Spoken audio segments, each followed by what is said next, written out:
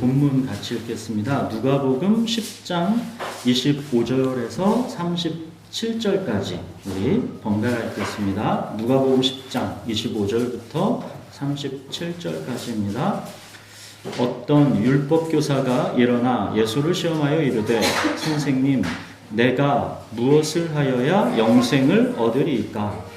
예수께서 이르시되 율법에 무엇이라 물으셨으며 내가 어떻게 묻냐? 대답하여 이르되 네 마음을 다하며 목숨을 다하며 힘을 다하며 뜻을 다하여 주 너의 하나님을 사랑하고 또한 내 이웃을 내 자신같이 사랑하라 하였나이다. 예수께서 이르시되 내 대답이 옳도다. 이를 행하라. 그러면 하리라 하시니. 그 사람이 자기를 옳게 보이려고 예수께 여짜오되 그러면 내 이웃이 누구니이까? 예수께서 대답하여 이르시되 어떤 사람이 예루살렘에서 여리고로 내려가다가 강도를 만나매 강도들이 그 옷을 벗기고 때려 거기 죽은 것을 버리고 갔더라. 마침 한 제사장이 그 길로 내려가다가 그를 보고 피하여 지나가고 또 이와 같이 한 외인도 그곳에 이르러 그를 보고 피하여 지나가되 어떤 사마리아 사람은 여행하는 중 거기 이르러 그를 보고 불쌍히 여겨 가까이 가서 기름과 포도주를 그 상처에 붓고 싸매고 자기 짐승에 태워 주막으로 데리고 가서 도와준다. 그 이튿날 그가 주막 주인에게 데나리온 둘을 내어주며 이르되 이 사람을 돌보아주라. 비용이 더 들면 내가 돌아올 때 갚으리라 하였으니 내 생각에는 이 세 사람 중에 누가 강도 만난 자의 이웃이 되겠느냐? 이르되 자비를 베푼 자니이다.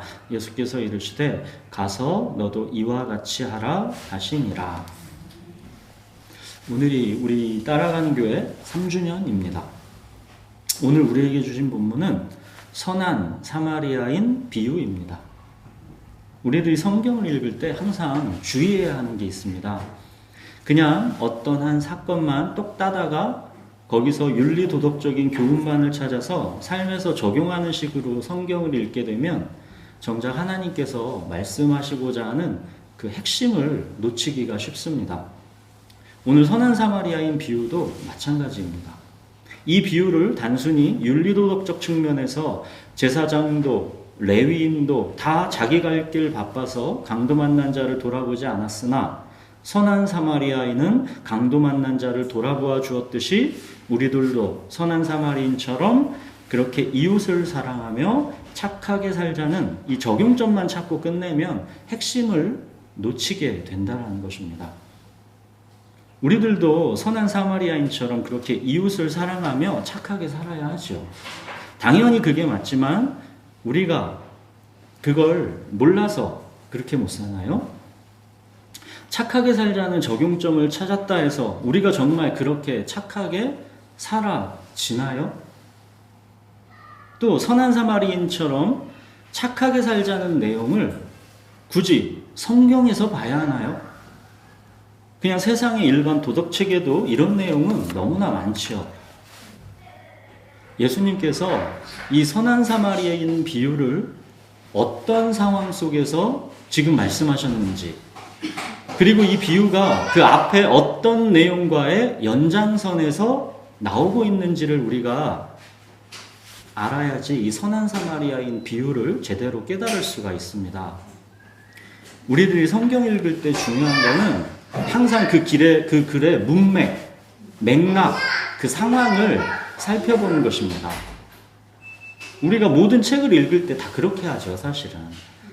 선한 사마리아인 비유, 이 말씀은 이제 지난주 말씀이랑의 연장선에서 해석해야 이 본문이 깨달아질 수가 있습니다.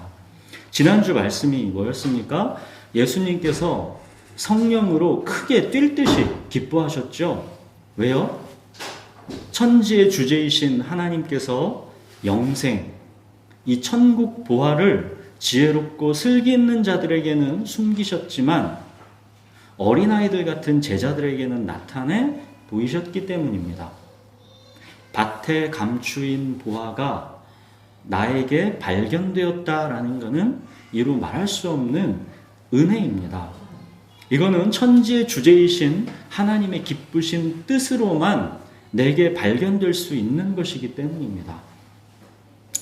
이거는 원하는 자로 말미암음도 아니요, 다른 박질하는 자로 말미암음도 아니요, 오직 긍휼히 여기시는 하나님으로 말미암음이니라 그랬죠. 예수님은 제자들에게 영생, 이 천국 보화가 나타나 보여졌다라는 것, 지금 이 상황이 참으로 기가 막혀서 감탄하셨죠. 너희가 정말 복이 있다. 예수님이 말씀하신 이 복, 이게 마카리오스라 했죠. 이거는 자연인 모두에게 열려있는 일반 은총인 그런 여러 가지 행복들이랑은 다른 것이다 했죠. 이 복, 마카리오스는 오직 천지의 주제이신 하나님의 기뻐하신 뜻, 이 유도키아로 창세 전에 택해서 부르신 오직 그 사람들에게만 주시는, 오직 예수 그리스도 안에 있는 자들에게만 주시는 하나님의 특별 은총입니다.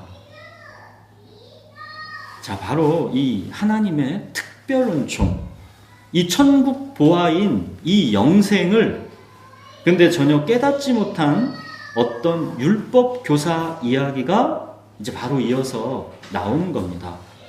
25절 보십시오. 어떤 율법 교사가 예수를 시험하여 묻고 있습니다. 선생님, 내가 무엇을 하여야 영생을 얻으리이까? 율법 교사면 그 누구보다도 하나님 말씀의 전문가였겠죠. 그 누구보다도 지혜롭고 슬기 있는 자였겠죠. 근데 보시는 것처럼 이 지혜롭고 슬기 있는 율법 교사에게는 영생, 이 천국 보화가 감추어져 있는 것입니다. 전혀 깨닫고 있지를 못한 것입니다. 예수님께서 그렇게도 감탄하시며 너희가 복이 있다 하신 그 영생, 그 영생은 주님과 나의 관계입니다. 그 영생은 천지의 주제이신 하나님의 기쁘신 뜻 가운데 오직 은혜로 주시는 것입니다. 근데 이 지혜롭고 슬기 있는 이 율법 교사는 내가 무엇을 하여야 영생을 얻으리이까? 이렇게 접근하고 있는 것입니다. 이 율법 교사랑 아주 똑같이 영생에 접근했던 사람이 성경에 또 있죠. 누굽니까? 부자 청년이죠. 그 부자 청년도 돈과 권력, 명예, 많은 선행, 사람들의 칭찬, 어느 것 하나가 빠짐없이 모든 것을 다 가진 사람이었습니다. 이 부자 청년이 예수님께 나와서 뭘 했습니까? 선생님, 내가 무슨 선한 일을 하여야 영생을 얻으리이까? 지혜롭고 슬기 있는 사람들, 마음이 부유한 사람들은 항상 영생을 이런 식으로 접근합니다. 영생 그거 얼마면 됩니까? 이런 식이죠. 주일 예배 빼먹지 않으면 됩니까? 11조 빼먹지 않으면 됩니까? 성경 꾸준히 읽으면 됩니까? 착하고 성실하게 살면 됩니까? 영생 그거 얼마면 됩니까? 자기가 처한 절대 가난을 인식하지 못하기 때문에 보화가 그들 눈에는 나타나 보여지지가 않는 것입니다. 천국은 오직 가난한 자의 것이기 때문입니다. 자, 율법교사의 당돌한 질문, 내가 무엇을 하여야 영생을 얻으리이까? 이 질문에 예수님께서 뭐라 답하십니까? 26절. 이 율법교사가 가장 잘 알고 있는 방법으로 접근해 주십니다. 율법에 무엇이라 기록되었으며 네가 어떻게 읽느냐? 너 율법교사 아니냐? 너 율법에 대해서는 누구보다도 전문가 아니냐? 그 율법에서 뭐라 하더냐? 율법교사가 대답합니다. 27절. 내 마음을 다하며 목숨을 다하며 힘을 다하며 뜻을 다하여 주 너의 하나님을 사랑하고 또한 내 이웃을 내 자신같이 사랑하라 하였나이다. 예수님이 대답하십니다. 28절 네 대답이 옳도다. 이를 행하라. 그러면 살리라. 이 율법교사는 예수님의 이 권위 있는 명령 앞에 아마도 자기 마음 깊은 곳을 찔렸을 것입니다.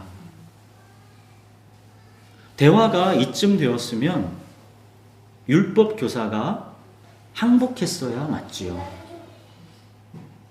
근데 확실히 이 율법교사는 지혜롭고 슬기 있는 자입니다. 29절 보십시오. 그 사람이 자기를 옳게 보이려고 예수께 여짜오되 그러면 내 이웃이 누구니까? 자기를 옳게 보이려고, 즉 빠져나갈 길을 찾는 것이죠. 내 이웃이 누구니까 율법을 축소시킵니다. 내가 지킬 수 있는 수준으로 낮추고 변질시킵니다. 그렇게 내가 할 수 있는 수준으로 율법을 축소시켜 놓고 그걸 지켜서 거기서 자부심을 갖는 것입니다. 자기 의를 높이 세우는 것입니다. 종교적인 자아 실현을 하는 것입니다. 하나님께 인정받고 칭찬받을 만한 자격을 스스로 갖추는 것입니다. 내 이웃이 누구니까? 내가 사랑할 만한 사람, 내가 사랑하고 싶은 사람, 그런 사람을 이웃으로 정의해서 그 정도를 지키면서 나는 율법을 지키는 사람이다 라고 자기 만족을 갖는 것입니다. 대화가 이쯤 되면 예수님도 피곤하고 지쳐서 이 율법교사를 그냥 포기하고 떠나실 법도 한데 예수님이 이 율법교사에게 참으로 긍휼을 베풀고 계십니다. 예수님이 이 율법교사를 불쌍히 여기시고 사랑하시기 때문에 이 선한 사마리아인 비유를 천천히 시간 내서 들려주시는 것이고 그렇게 이 율법교사에게 천국 보화, 영생 이게 뭔지가 발견될 수 있도록 지금 은혜를 주고 계신 것입니다. 자, 사마리아인 비유를 이제 한번 보십시오. 왜 하필 사마리아인이냐면 그 당시 유대인들에게 사마리아인은 극도의 이 혐오의 대상이었습니다. 원래 다윗과 솔로몬 시대까지는 이스라엘이 통일국가였죠. 그러다가 솔로몬 자식 때부터 북왕국과 남왕국으로 갈라집니다. 지금 이 유대인들은 남왕국 다윗의 후손들이죠. 그들은 피의 순수성을 지켜온 사람들입니다. 자부심이 대단했죠. 그러나 북왕국은 아수르에게 멸망당했을 때 이 아수르의 혼혈 정책으로 인해서 그 피가 완전히 이방 민족과 섞여버렸습니다. 다 혼혈인인 것이죠. 딱 보면 저 사람이 사마리아 사람인지 압니다. 혼혈인이기 때문에. 그 북왕국 후손들이 사마리아인입니다. 그러니까 유대인들은 이 보기에 이 사마리아인들은 상종 못할 그냥 개 돼지인 것입니다. 유대인들은 예루살렘에서 위쪽 그 갈릴리 지역으로 갈 때도 그 중간에 있는 사마리아를 통과하지 않고 일부러 오른쪽 이 여리고 쪽으로 내려와서 빙 둘러서 갈릴리 쪽으로 그렇게 갑니다. 그만큼 이 유대인들에게 이 혼혈족 속 사마리아인은 피하고 싶은 더러운 존재라는 것이죠.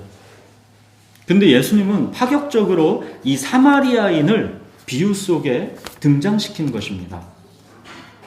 자, 비유의 내용은 이렇습니다. 아마도 이제 유대인인 어떤 사람이 예루살렘에서 여리고로 내려가다가 강도를 만났습니다. 강도들이 그 옷을 벗기고 때려서 거의 죽은 거를 그냥 버리고 갔습니다. 마침 한 제사장이 그 길로 내려가다가 그를 보았는데 그냥 피하여 지나갔습니다. 이 31절에 피하여 지나갔다라는 것은 일부러 그에게 가까이 안 가고 멀리서 그가 딱 보이니까 방향을 바꿔서 다른 쪽으로 피해갔다라는 뜻입니다. 그 방향으로 지나가서 가까이 가다가 보면 뭔가를 행하지 않은 게 되니까 방향을 돌려서 피해가는 것입니다. 그러면 자기의 의무는 되지 않는다라고 생각한 거죠. 내가 가는 길에서 만난 거는 아니니까 내 이웃은 아닌 것이 되는 겁니다. 피하여 지나갔다라는 의미 아시겠죠? 가까이 가게 되면 그는 나와 이웃이라는 관계가 생기는 것이고, 그러면 이웃을 사랑하라는 율법이 나에게 적용되는 것이기 때문에 이 피하여 지나가는 비겁한 꼼수를 써서 율법을 지키지 않았다라는 죄책감을 피하는 것입니다. 이어서 한 레위인도 그 상황을 보았는데 마찬가지로 32절 똑같이 방향을 돌려 피해 지나갔습니다. 자, 근데 33절 보시면 유대인들이 그토록 경멸하는 어떤 사마리아 사람은 지나가다가 그 강도 만난 자를 보고 어찌했답니까? 불쌍히 여겨. 이 단어 우리가 많이 보았죠? 스플랑크니주마이. 창자가 끊어질 듯 그렇게 아파하는 마음, 그 마음을 품었다라는 것입니다. 그는 제사장이나 레위인처럼 방향을 돌려서 피해가는 게 아니라 34절 가까이 가서 기름과 포도주를 그 상처에 붓고 싸매고 자기 짐승에 태워 주막으로 데리고 가서 돌보아 주었습니다. 자, 31절과 32절에 피하여 지나가고 또 33절에 가까이 가서 이 두 가지가 명확하게 대조되고 있는 것입니다. 피하여 지나감으로써 이웃을 사랑하라는 율법의 명령을 못 들은 채 회피하는 것. 또 하나는 율법의 명령과 상관없이 그 마음에 불쌍히 여겨 그에게 가까이 다가가는 것. 율법을 잘 알고 또 잘 지켜야 하는 제사장과 레위인은 이렇게 율법의 정신과는 정반대로 살면서 자기들은 율법을 어기지 않았다라고 생각하는 것이고, 여기 선한 사마리는 율법을 의식하지 않는데도 그 마음으로 이미 율법의 정신을 그대로 삶에서 구현하고 있는 것입니다. 35절 보시면 이 선한 사마리아인은 그 이튿날에도 주막 주인에게 돈을 주면서 이 사람을 잘 돌보아 주라 부탁합니다. 비용이 더 들면 내가 돌아올 때 갚을 테니까 이 불쌍하게 된 사람을 잘 돌봐달라고 그러는 것이죠. 자, 예수님이 이 선한 사마리아인 비유를 마치시고 그 지혜롭고 슬기 있는 이 율법 교사에게 물으십니다. 36절 내 생각에는 이 세 사람 중에 누가 강도 만난 자의 이웃이 되겠느냐. 이 율법교사는 처음에 내 이웃이 누구니까 하면서 율법을 축소시키고 빠져나갈 꼼수를 썼죠. 이 비유에서 제사장과 레위인이 딱 그랬죠. 방향을 바꿔서 피해 돌아가면서 그 강도 만난 자의 이웃이 되는 자리를 피했습니다. 이웃이 아니니까 제사장과 레위인은 네 이웃을 사랑하라 하시는 율법을 어긴 게 아니다 라고 스스로 합리화시키고 있는 것이죠. 이제 이 지혜롭고 슬기 있던 이 율법교사가 서서히 뭔가를 깨닫게 되어가고 있습니다. 누가 강도 만난 자의 이웃이 되겠느냐? 율법교사가 이제는 깨닫고 항복합니다. 자비를 베푼 자니이다. 사실상 율법교사의 회개를 암시하는 말입니다. 예수님께서 율법교사에게 말씀하십니다. 가서 너도 이와 같이 하라. 율법교사가 사실 예수님과 이 대화 이후에 어떤 삶을 살았을지는 우리가 알 수 없습니다. 그러나 우리는 추측해 볼 수는 있죠. 아, 율법을 지킨다는 것이 이런 거구나. 나는 내 이웃을 내가 선택해서 내가 사랑하고 싶은 사람, 내가 사랑할 만한 사람, 그런 이웃을 사랑하며 살면 될 줄 알았는데 그게 아니구나. 나는 그럼 어떻게 하면 좋지? 율법교사는 이거를 아마 깨달았을 것입니다. 자기가 그동안 열심히 율법을 지킨다 하며 살아왔던 삶이 다 허상이고 자기의 이 종교적 자아실현에 불과했었다라는 것을 이 율법교사는 깨달았을 것입니다. 율법교사의 이 지혜와 슬기가 이제 서서히 무너지고 차차 어린아이와 같아지는 것이죠. 내 이웃이 누구니까 이렇게 비겁한 꼼수나 쓰면서 강도 만난 자를 피해 돌아가는 교묘한 죄인에 불과한 게 바로 나구나. 나는 율법을 근본적으로 지킬 수가 없는 죄인이구나.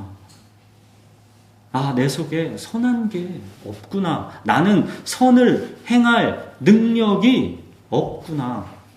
오라, 나는 곤고한 사람이로다. 누가 이 사망의 몸에서 누가 나를 건져내랴. 이 가난과 탄식의 자리로 내몰리게 되는 것입니다. 이웃을 나 자신처럼 사랑하라 하신 그 율법은 내가 지킬 수 있는 게 아니었구나.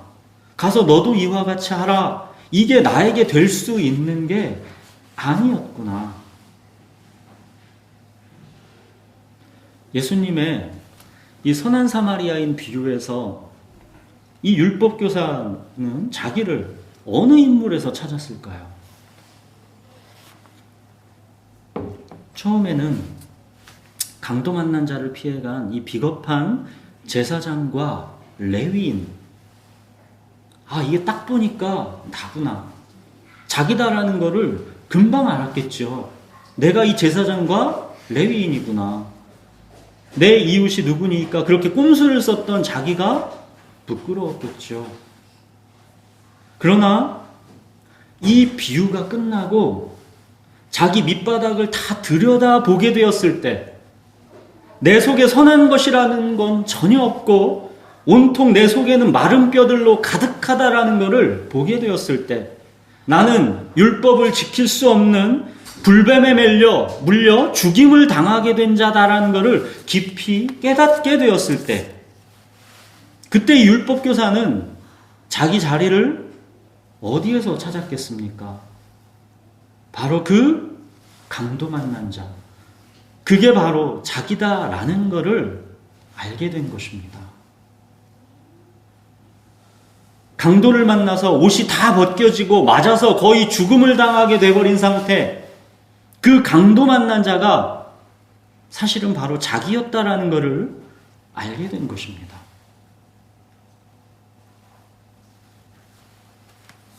나단 선지자가 다윗의 죄를 지적할 때도 비유를 통해서 했었죠. 다윗이 자기의 죄를 전혀 모르고 있었잖아요.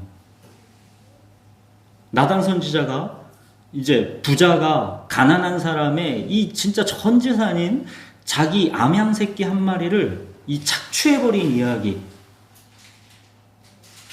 다윗이 이 나단 선지자의 이야기를 듣고 다윗이 그 부자는 마땅히 죽을 자다 하면서 다윗이 극히 분노했죠. 그때 나단 선지자가 다윗에게 그랬죠. 당신이 그 사람이라. 당신이 그 사람이라. 다윗은 밧세바를 범하고 우리아를 죽인 그 죄를 하나님께 이렇게 책망받았을 때 하나님을 업신여기고 하나님을 두려워함이 없는 자기 속의 그 죄의 성향, 죄의 실체, 죄의 세력을 직면한 것입니다. 내 죄가 항상 내 앞에 있나이다. 내가 죄악 중에서 출생하였으며. 다윗은 비로소 자기가 강도 만난 자다라는 것을 알게 되는 것이죠. 베드로는 또 어떻습니까? 베드로가 모두가 주님을 다 부인해도 나는 끝까지 주님을 따르겠습니다. 그랬었죠. 근데 그 베드로는 예수님을 저주까지 하면서 3번을 부인했습니다. 베드로가 자기가 강도 만난 자다라는 것을 알게 된 것이죠. 내가 불뱀에 물려서 죽게 되었다라는 것을 알게 되어야 비로소 장대에 달린 녹뱀을 쳐다보지 않을 수가 없게 되는 것입니다. 내 속에 죄의 실체, 죄의 성향, 죄의 세력을 직면하고 내가 죽을 수밖에 없는 죄인이구나 하는 이 강도 맞는 자다라는 이 실존이 깨달아져야 비로소 세상 죄를 지고 가시는 하나님의 어린 양 예수 그리스도에게로 내 마음이 끌리게 되는 것입니다. 나의 죄를 씻기는 예수의 피밖에 없네. 다른 길은 없습니다. 사랑하는 여러분, 자 그렇다면 이 선한 사마리아인 그는 누구 말하는 것이겠습니까? 바로 예수 그리스도이시죠. 하나님의 아들이신 예수님께서 이 땅에 오셨는데 자기 백성들이 알아보지 못하고 마치 사마리아인 취급하듯이 그렇게 멸시했고 급기야 십자가에 예수님을 못 박아 죽였죠. 그렇게 사마리아인 취급하듯이 그들이 멸시하고 십자가에 마침내 못 박은 그 예수님이 사실은 강도 만난 자의 이웃으로 오신 것입니다. 사랑하는 여러분, 내가 무엇을 하여야 영생을 얻으리까? 이 순서는 작동하지 않습니다. 의인은 없나니 하나도 없는데 모두가 다 죄의 싹스로 인해 죽을 수밖에 없는 강도 만난 자인데 그 강도 만난 자가 무엇을 해서 영생을 얻을 수가 있습니까? 보아는 내가 살 수 있는 게 아닙니다. 이 영생을 내가 무언가를 해서 살 수 있는 것이면 예수님께서 그렇게도 성령 안에서 펄쩍펄쩍 뛰듯이 기뻐하시면서 지난주에 너희가 정말 복 있다 하셨겠습니까? 영생이 살 수 있는 거라면 영생이라는 이 복, 이 마카리오스는 오직 천지의 주제이신 하나님의 주권적 은혜입니다. 자, 그렇게 이 복을 받은 자, 이 영생을 얻은 자, 예수님을 나의 구세주여 주님으로 믿게 된 자, 하나님과의 이 친밀한 관계 속으로 들어가게 된 자, 바로 그가 이제는 비로소 오늘 본문 마지막 37절 가서 너도 이와 같이 하라. 그 사람이 이게 되는 것입니다. 오늘 설교 제목은 선한 사마리아인 비유라 이렇게 붙였지만 사실은 어느 율법 교사가 이 본문의 주인공입니다.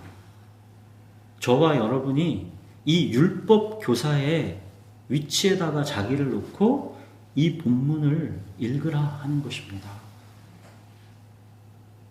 사랑하는 여러분, 여러분은 내가 바로 이 강도 만난 자, 이 강도 만나서 죽게 된 자다라는 거 이게 마음으로 공감되십니까? 죄가 무엇입니까? 내 육체와 마음에서 먹음직도 하고 보암직도 하면 비록 하나님께서 정령 죽으리라 말씀하셨어도 그냥 무시하고 해버리는 것, 그냥 무시하고 내 욕정대로 질러버리는 것, 이게 죄입니다. 이렇듯 하나님을 업신여기는 것, 하나님을 두려워함이 없는 것, 이게 죄의 본질입니다. 하나님조차도 무시하는 자기 중심성, 자기가 신이 된 것, 이게 죄입니다. 여러분은 여러분 속에 이 죄의 성향, 죄의 세력, 죄의 실체를 보았습니까? 그 죄로 인해 나는 죽을 수밖에 없는 강도 만난 자다라는 것을 여러분 알게 되었습니까? 예수님께서 불쌍히 여기셨던 목자 잃은 양처럼 고생하고 기진하는 자, 수고하고 무거운 짐진 자, 병든 자, 가난한 자, 포로된 자, 눈먼 자, 눌린 자, 죄인, 이게 다 강도 만난 자입니다. 오라 나는 곤고한 사람이로다. 이 사망의 몸에서 누가 나를 건져내랴. 이 바울의 탄식이 여러분에게도 있습니까? 이 탄식, 이 가난, 이 강도 만나 죽게 된 것 같은 절망이 없으면 우리는 하나님과의 이 친밀한 관계, 영생, 그게 대체 왜 그토록 마카리오스, 이 기가 막힌 복이다 라고 하시는 건지를 알 수가 없습니다. 어쩌면 오늘날 교회 안에 있는 사람들, 이 많은 사람들조차도 이 율법 교사와 같은 사람들이 아직 많을지 모릅니다. 복음을 들어서 지식으로는 알고 있는데 그 마음에서는 여전히 내가 무엇을 하여야 영생을 얻으리이까? 내 이웃이 누구니까? 이런 질문들을 스스로 하고 있는 그런 율법 교사와 같을 수도 있다는 겁니다. 예배 참석, 헌금, 어떤 최소한의 종교적 도리, 이런 종교 생활로 영생을 얻으려 한다라는 것이죠. 이 율법 교사는 하나님 말씀에 대한 지식은 있으되 결정적으로 하나님과의 관계가 없었습니다. 하나님과의 관계, 그게 영생입니다. 예수님께서는 이 가련한 율법 교사를 불쌍히 여기신 것입니다. 스플렁크니좀하게 하신 것입니다. 율법에 대한 지식이 그렇게 있으면서도 막상 하나님과의 관계가 없이 그냥 목자 없는 양처럼 그 영혼이 고생하고 기진하고 있는 것. 영생, 그렇게 지식으로는 계속 찾으면서도 막상 영생을 맛보아 누리고 있지는 못한 이 가련한 율법교사가 예수님은 불쌍하셨던 것입니다. 자기가 강도 만난 자인데도 그걸 모르고 있는 그 영혼이 예수님은 참으로 불쌍하셨던 것입니다. 그래서 비유를 통해서 책망하시고 돌이키라 하시는 것입니다. 여러분, 책망하시고 징계하시는 것이 주님의 깊은 사랑입니다. 저주는 그냥 내버려 두심입니다. 성경은 항상 저주의 형태를 뭐라고 표현합니까? 내버려 두심입니다. 내버려 두심이 하나님의 저주입니다. 주님은 사랑하시는 자를 책망하시고 징계하시는 것입니다. 차지도 않고 뜨겁지도 않았던 라우디게아 교회를 책망하시면서 그러셨죠. 네가 말하기를 나는 부자라 부요하여 부족한 것이 없다 하나 네 곤고한 것과 가련한 것과 가난한 것과 눈먼 것과 벌거벗은 것을 알지 못하는도다.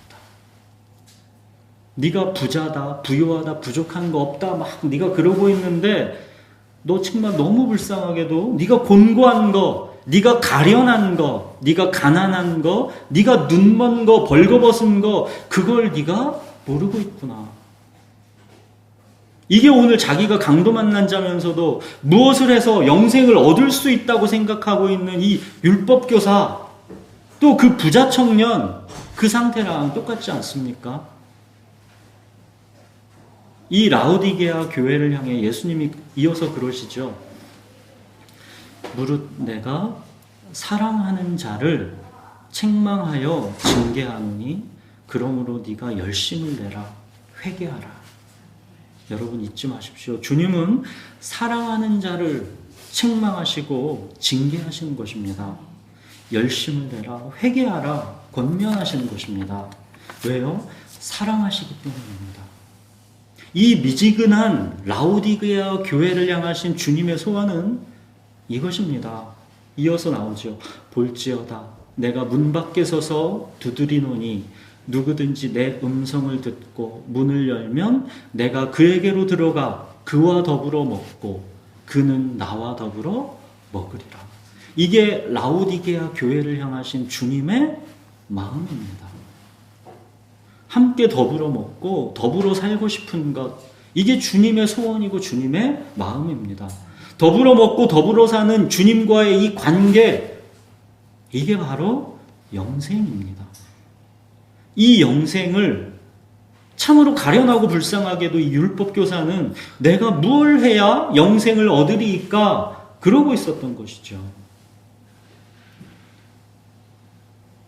예수님이 문 밖에 서서 이 율법교사의 마음을 두드리고 계신 것입니다. 나는 너랑 더불어서 먹고 같이 살고 싶다. 네가 그렇게도 찾는 영생을 네가 정말로 맛보고 누리게 해주고 싶다. 이게 예수님의 마음입니다. 사랑하는 여러분, 주님과 나의 관계는 차든지 뜨겁든지입니다. 미지근한 관계라는 것은 사랑에 있어서는 모욕인 것이죠. 하나님 쪽에서는 하나님의 소유 전부이신 독생자 예수 그리스도를 다 팔아서 나를 값으로 사신 것입니다. 하나님은 나를 값으로 사시기 위해 자기 소유 전부를 다 파신 것입니다. 마찬가지로 내 쪽에서는 보화가 감추어진 밭을 자기 소유를 다 팔아 사는 것입니다. 나도 하나님도 양쪽 모두가 자기 전부를 다 팔아서 서로를 사는 것. 양쪽 다 올인입니다. 이게 바로 주님과 나의 관계, 영생입니다. 사랑하는 여러분, 오늘이 우리 따라가는 교회 3주년입니다. 가서 너도 이와 같이 하라. 우리는 예수님이 하셨던 것처럼 그렇게 이 말씀 따라가는 것입니다. 가서 너도 이와 같이 하라. 강도 만난 자가 보이거든 피하여 지나가면서 그는 내 이웃은 아니니까 그러면서 회피하지 말고 그를 보고 불쌍히 여기고 가까이 가서 그 상처를 싸매주는 그런 교회가 되어야 합니다. 내 이웃이 누구니까 이런 비겁한 질문을 하는 교회가 아니라 기꺼이 강도 만난 자의 이웃이 되기를 주저하지 않는 그런 교회가 되어야 합니다. 학생들은 학교 가서 왕따 당하는 애들 있죠. 다가가기 싫지요. 왜냐하면 왕따 당하는 애들은 그들대로 힘든 그런 구석이 있는 경우가 많거든요. 그리고 그 친구에게 다가가면 압력이 있죠. 주변에서. 사람들은 그래서 자기가 누구랑 친구가 되고 싶어 합니까? 인기 있는 사람. 저 사람이랑 친구라는 게 자랑스러워지는 사람. 그래야 나도 높아지기 때문입니다. 직장 가서도 마찬가지죠. 뭔가 그 직장에서 인싸인 사람이랑 사귀고 싶지, 뭔가 남들도 다 피하는 사람을 굳이 내가 다가가서 사귀고 싶지가 않죠.